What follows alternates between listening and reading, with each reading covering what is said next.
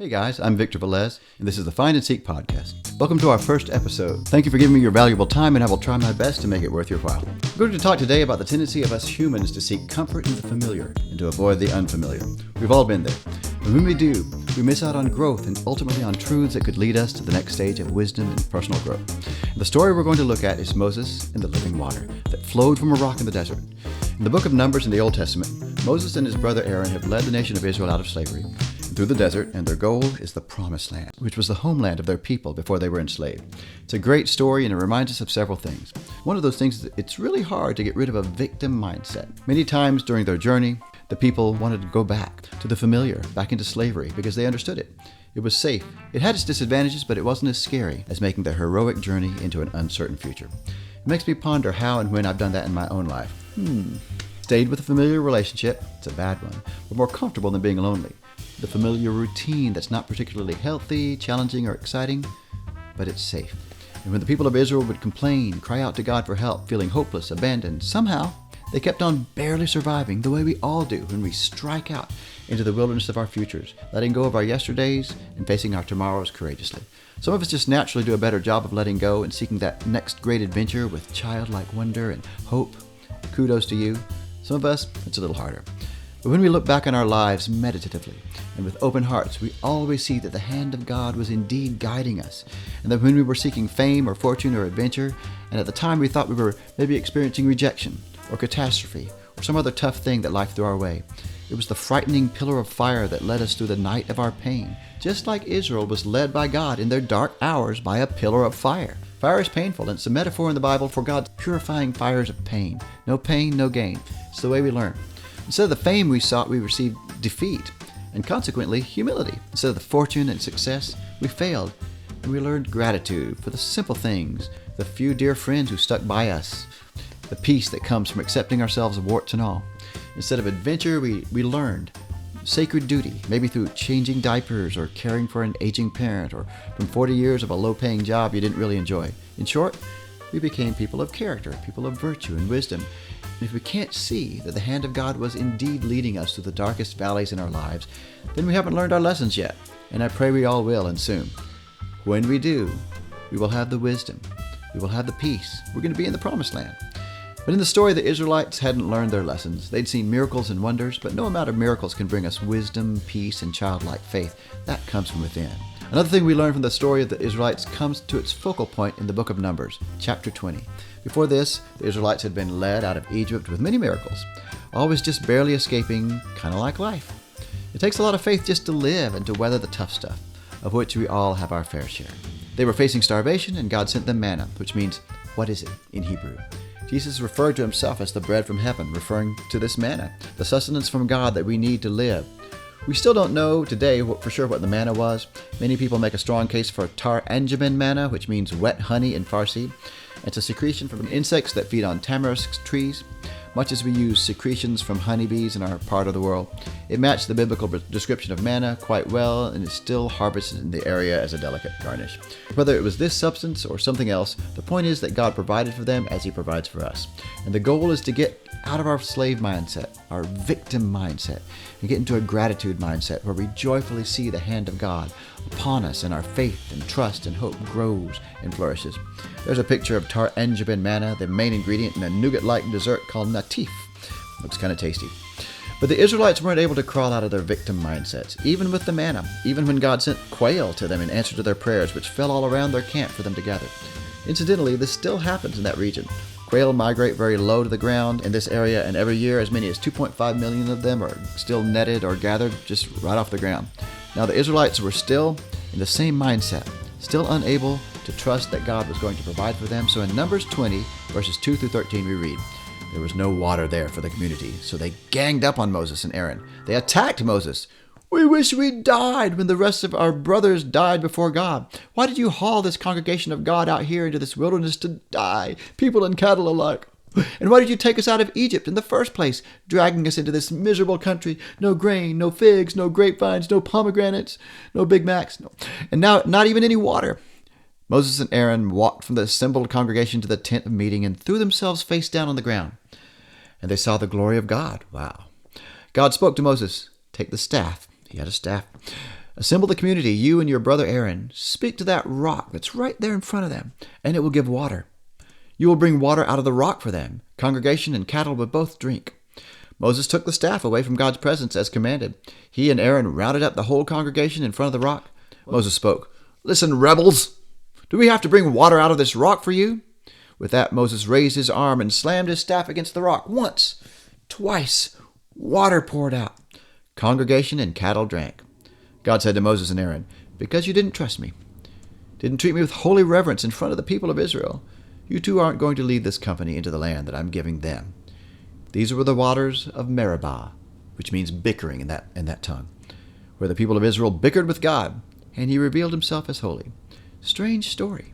There was groundwater at their very feet. Instead of looking for it, the people complained against their leaders and against God. There's a key point here. When we complain against our leaders, no matter what you think of whatever leader you're thinking of right now, when we complain against our leaders who are all children of God, created in his image, we are complaining against God as well. We have the possibility of learning from everyone we meet, even people who are different than us, really, really different than us. Learning, seeing a little bit more into the way God is, learning about God through one another, created in his image. People who follow the Jesus way of living don't ever complain and grumble about their leaders. Some churchgoers do, but never true followers of Jesus. Do you think Jesus would sit around grumbling about presidents and congresses and judges and governments with bitterness and hatred if he had disagreed with their policies? Or do you think he would pray for them, bless them, hug them, try to understand them? He'd tell them the truth, but he'd do it with love. The waters of Meribah, waters of bickering. Do we bicker and complain and grumble about our leaders, like those ancient Israelites in the story? Or do we pray for them, bless them, try to understand their hearts, no matter what side of the political aisle they're on? That's the Jesus way. In the story, God instructs Moses to strike a dry desert rock that was simply a thin barrier to water just beneath their feet that flowed in such abundance. It was able to water the people and all their flocks. I wonder how many times we complain when we should be digging deeper for the abundance all around us. We grumble when we could be listening for God's guidance, for where to strike the seemingly dry desert rock. We bicker when we could be listening, learning from one another, listening to our own souls, listening for the very voice of God. Well, it seems like all of the complaining Moses had to bear since he had been the Israelites' leader got to him. He shouts at them, shames them, calls them rebels. And in his frustration at all of their complaints, their lack of gratitude, he strikes the rock unceremoniously without giving thanks to God, without giving credit to God. And God tells him and his brother, "You guys didn't treat me with reverence in front of the people. You let their grumbling ways get into you. I can't let you lead them into the promised land." God let Moses stand on a ridge and see it later, but he wasn't able to go in. God still loved him and cared for him, but he didn't let Moses into his homeland. He wasn't worthy of it. He was held to a higher standard as their leader than the people. The people were just as complaining as him, but God wanted him to be a light, a shining light to them, just as he wanted the people to be a shining light to the nations. Pride, hate, complaining doesn't lead us home, doesn't lead us to the promised land.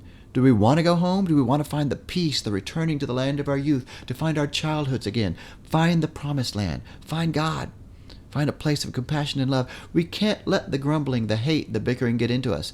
We'll never get there. The promised land will always elude us, the land of childlike wonder and open-heartedness and joy.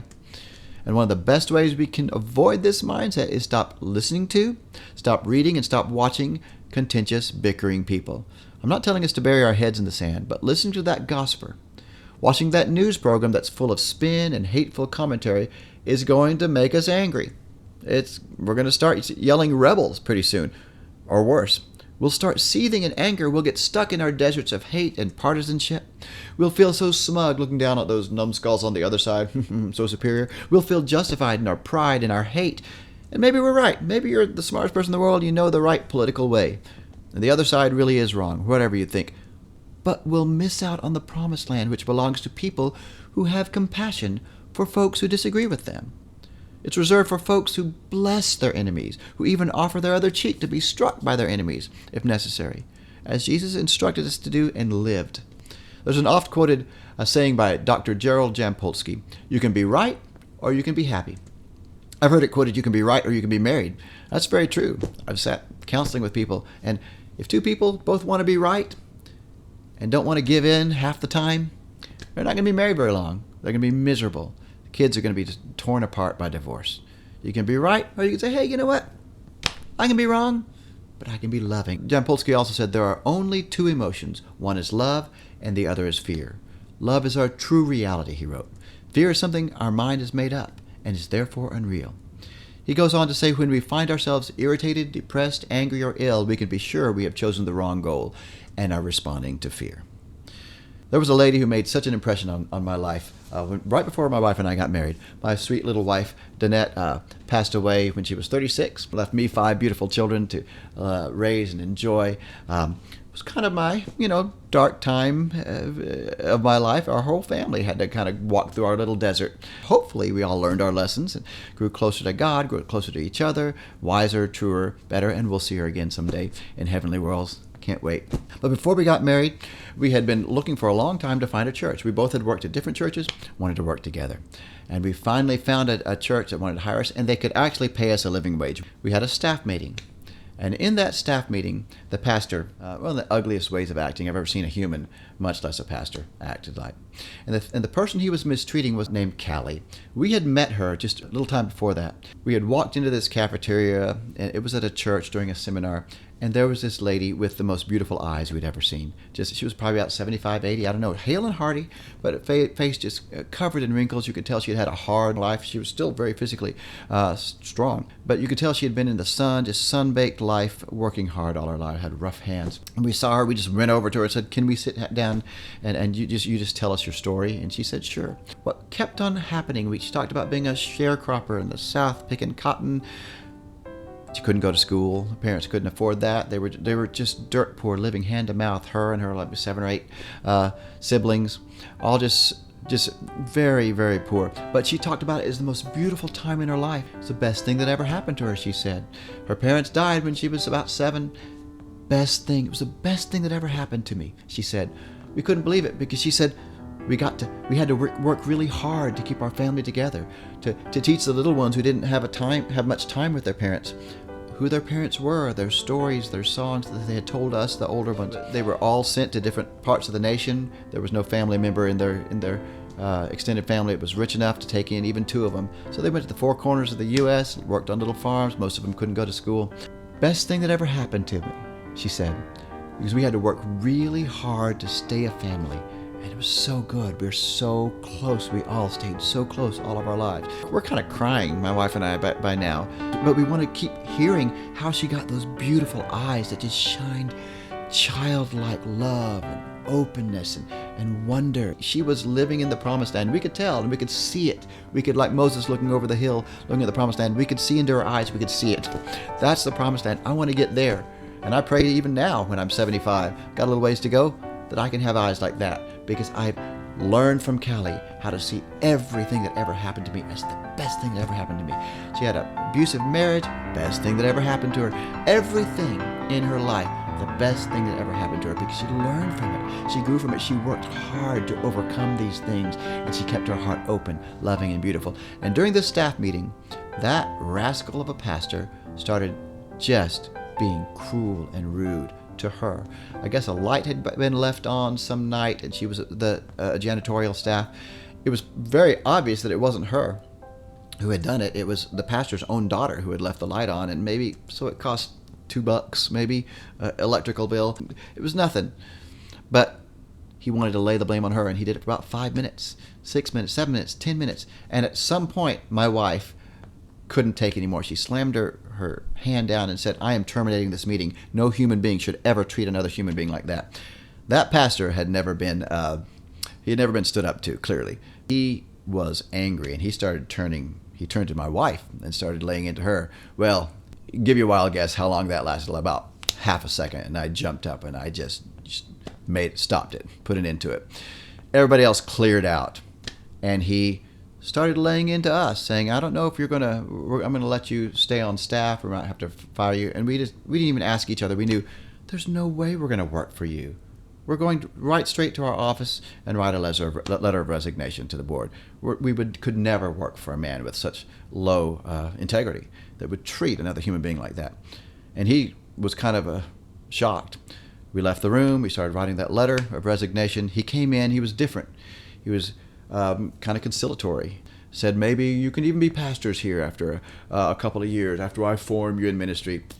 Nah, no way. We said, sorry, buddy. There's no way we could work for you. We resigned 2 weeks before we were to get married. I don't know what our parents thought, but we were happy to do it. We were tempted to stay because of the money. We chose to strike out into the desert of uncertainty. Just couldn't stay in the slavery of working under a guy that was just a rat. Generally, it takes 3 to 6 months to get hired in that denomination as a youth pastor or a music director. It had taken us 6 months to get that job, and we had turned down other offers from other churches that wanted to hire us. Now those positions were filled, so we had nothing to fall back on. That pastor was very high up in the hierarchy of his denomination, and one of the things he told us, if we resigned, he would ruin us. We would never get another job in that denomination or any other denomination. He would hunt us down. He would ruin our lives. But we looked at Jesus' example and Kelly's example of courageous gratitude and trust, and we made the choice to begin our marriage by veering off the safe path. We had to look at ourselves in the mirrors in the mornings. We weren't going to be looking at cowards motivated by fear. There's a good ending to this story. 1 week later, a pastor called us from the same town that we had enrolled in seminary. We were doing some graduate school an hour and a half away. We were going to commute. But his church was right by that seminary. He was an awesome man with a lovely wife. We're still friends today. He offered each of us positions on that staff. God sent us manna from heaven, living waters of provision. By the way, we found out years later that when we resigned from working underneath that unself-controlled pastor, the hierarchy of that denomination looked into it, and they talked with previous churches and employees and discovered a lot of really bad stuff. They removed him from the local church and gave him an administrative post somewhere where he couldn't treat anybody else poorly. So we were happy we started a process that protected other congregations and church staff members from being verbally and emotionally abused. It worked out. This was our first episode of the Find and Seek podcast.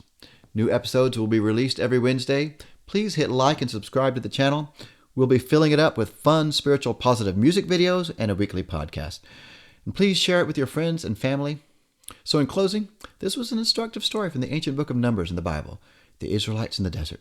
Those ancient people are a lot like all of us. We can tend toward complaining, grumbling, hating, and gossiping, letting fear cause us to take the easy way and avoid our pain, which could be our teacher, our guide, our pillar of fire in the night. I pray that each of us will take the courageous path, not the safe one. I pray that we will all learn from our tragedies and grow from them, because life's going to throw some our way. I pray that we keep our hearts full of gratitude for the millions of blessings that each of us has each day, if we're looking for it. Living water is all around us. It's God's provision in our deserts. Let's go forth boldly into the next adventure after the next adventure, seeking the promised land. And let us know that there will always be deserts to cross. Let's use their difficult terrains to learn, to grow, and to receive God's living waters. Make sure and click the link below to see the world premiere of the music video based on this story. See you next week, and God bless you.